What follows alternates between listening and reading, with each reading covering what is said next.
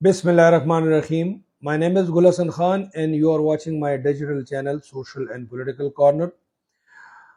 ناظرین، کل اسد عمر صاحب جو کہ جنرل سیکریٹری تھے پاکستان تحریک انصاف کے، اس کا انٹرویو نشر ہوا کاشف عباسی کے پروگرام میں. وہ مدعو تھے اور میڈیا نے جس طرح سے، جو مین سٹریم میڈیا ہے، یوٹیوب ہے،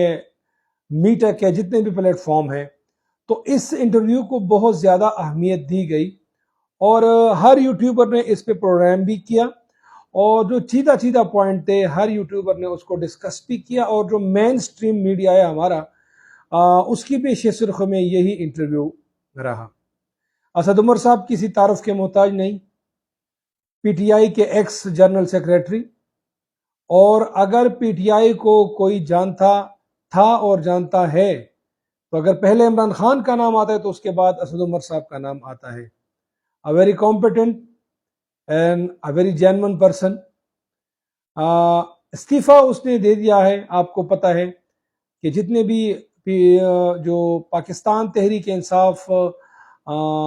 کی کور کمیٹی کا بھی وہ ممبر تھے، جنرل سیکریٹری بھی تھے، لیکن سارے عہدوں سے اس نے استعفیٰ دے دیا اور کل فرسٹ ٹائم وہ میڈیا کے سامنے پیش ہوئے. اب جس طرح کے سوالات کاشف عباسی صاحب نے کیے تو یہ وہ سوالات ہیں کہ وہ ہر پاکستانی کے دل میں تھے. یہ سوالات، یہ ساری باتیں تھی جو کہ کاشف عباسی صاحب ماشاءاللہ بڑے سینئر جرنلسٹ ہیں، بڑے کمپیٹنٹ جرنلسٹ ہیں، اور جس طرح سے سوال و جواب کا وہ سلسلہ کرتے ہیں اور جس طرح سے وہ کویسچن کرتے ہیں، بڑے پولائٹ طریقے سے اپنا پوائنٹ آف ویو سامنے والے بندے کو وہ اپنا پوائنٹ آف ویو پہنچا دیتا ہے، اور پھر بڑے اچھے طریقے سے وہ انٹرویو کرتے ہیں. تو ایک سوال کے جواب میں کہ جب اسمبلیاں کے پی کے اور پنجاب کی اسمبلیاں جب ٹوٹ رہی تھی اور خان صاحب اس کو ڈیزالو کر رہے تھے تو کیا مشورہ لیا گیا تھا، تو اس پہ اسد عمر صاحب نے زبردست جواب دیا. اسد عمر صاحب خود اس کا کہنا یہ تھا کہ پنجاب کی اسمبلی اور کے پی کے کی اسمبلی، اس کا میرا مشورہ بھی شامل نہیں تھا اور نہ میں اس پہ راضی تھا کہ یہ اسمبلیاں ٹوٹیں یا ڈیزالو ہوں. اب اسد عمر صاحب یہ کہہ رہے تھے کہ میں نے خان صاحب سے کہا کہ سر آپ ایک کام کریں کہ ڈرانے دمکانے کے لیے پی ڈی ایم کو یہ بات ضرور کریں لیکن اسمبلیاں نہ توڑیں، کیونکہ 99% جو ممبران ہیں دونوں اسمبلیز کے، وہ آپ کے اس فیصلے سے ناخوش ہیں. تو اسد عمر صاحب کہہ رہے تھے کہ عمران خان نے کہا کہ نہیں میں سب سے ملا ہوں، تو پھر اسد عمر صاحب نے کہا کہ خان صاحب آپ کے سامنے کوئی اور بات ہوتی ہے لیکن میرے سامنے کوئی اور بات ہوتی ہے. تو لیکن عمران خان نے وہ اسمبلیاں ڈیزالو کر دی. اب وہ فائدہ کس کو ہوا، نقصان کس کو ہوا؟ جو بھی سیاست کے داؤ پیچ جانتا ہے اور جو سیاست پہ بات کرنا چاہتا ہے تو اس کو پتہ ہوتا ہے کہ کیا ہو گیا ہے، اور عمران خان صاحب نے یہ جو موومنٹ لی اس ٹائم، اس کا امپیکٹ پی ٹی آئی پہ کیا پڑا اور ملکی سیاست پہ اس کا امپیکٹ کیا پڑا. ایک تو جب پنجاب اور کے پی کے کی اسمبلی جب ڈیزالو ہوئی تو خان صاحب تقریباً آدھے سے زیادہ ملک پہ پی ٹی آئی کی گورنمنٹ تھی. پنجاب ایک بہت بڑا صوبہ ہے، پنجاب پاکستان میں ایک باب کی حیثیت رکھتا ہے، لیکن پنجاب کی حکومت جب آپ کے ہاتھ سے چلی جائے تو آپ ذہن نشین کر لیں کہ آدھے سے زیادہ پاکستان آپ کے ہاتھ سے چلا گیا ہے. کے پی کے میں جو پی ٹی آئی گزشتہ 10 سالوں سے گورنمنٹ کر رہی تھی، اس کا بھی تسلسل اسمبلی جب ڈیزالو ہوئی تو ختم ہوا. بہت سارے منصوبے ایسے تھے کہ وہ دھرے کے دھرے رہ گئے، بہت ساری ایسی جو منصوبے تھے وہ درمیان میں رہ گئی. لیکن اسد عمر صاحب کے کہنے کے مطابق یہ عمران خان کی خواہش تھی، اور بہت سارے قریب لوگ بھی تھے، جس طرح سے فواد چودھری صاحب نے بھی اس کو مشورہ دیا تھا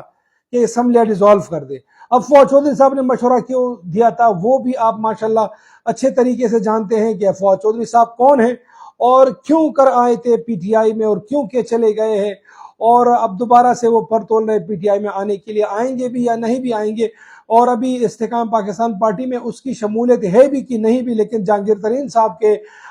ظہرانے میں اور اسرانے میں اور عشائیے میں شرکت کے لیے وہ چلے جاتے ہیں. اسد عمر صاحب کے کہنے کے مطابق عمران خان صاحب کا ذہن جمہوری ہے اور وہ ہم سے مشورہ کرتا ہے، اور 80% ایسے معاملات ہوتے ہیں کہ جس میں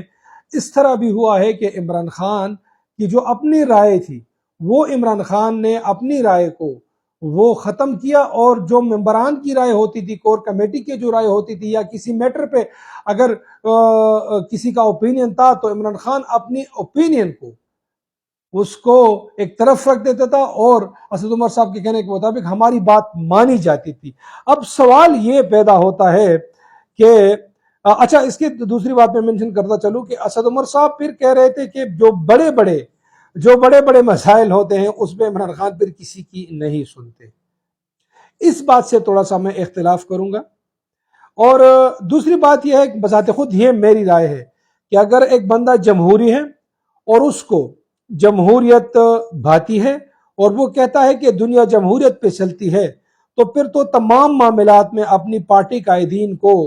ان کو سپیس دینا چاہیے اور ان کی بات ماننی چاہیے۔ اسد عمر صاحب نے ایک بات مینشن کی کہ اس نے نواز شریف صاحب کا وہ ایک بڑے اچھے الفاظ میں اس نے نواز شریف صاحب کو اس میں ایک پوائنٹ کیا کہ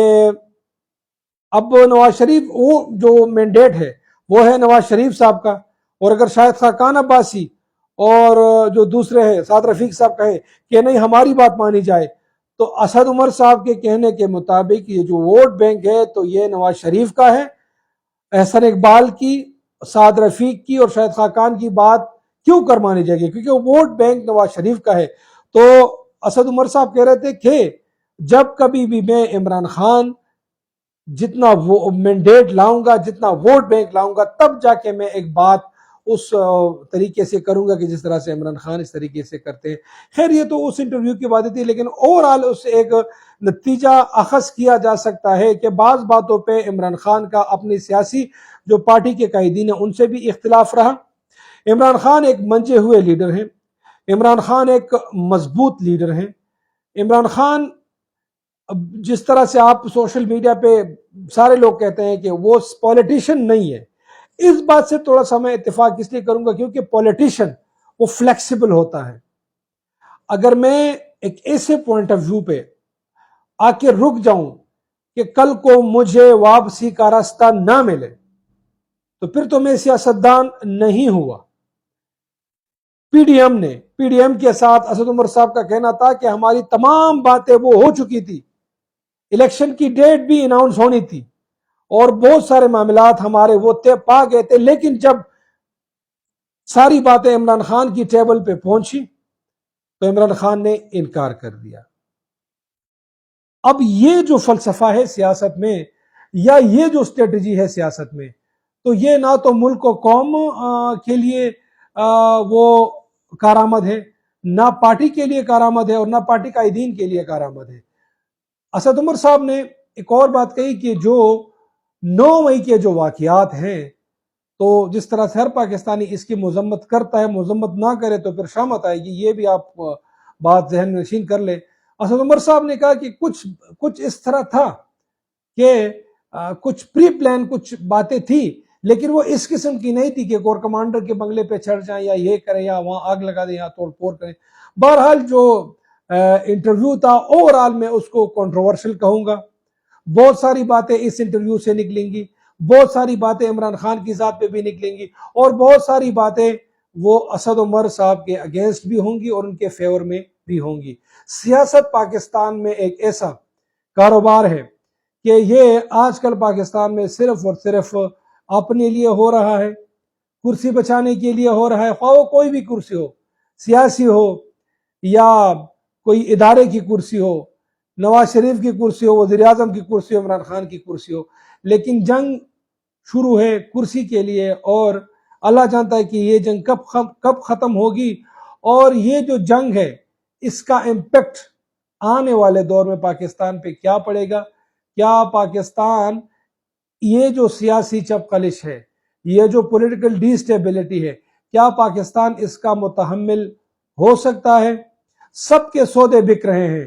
میڈیا ہاؤسز کے بھی سودے بک رہے ہیں، یوٹیوبر کے بھی سودے بک رہے ہیں، سودا نہیں بک رہا تو پاکستان کا، اللہ پاکستان کا حامی ہونا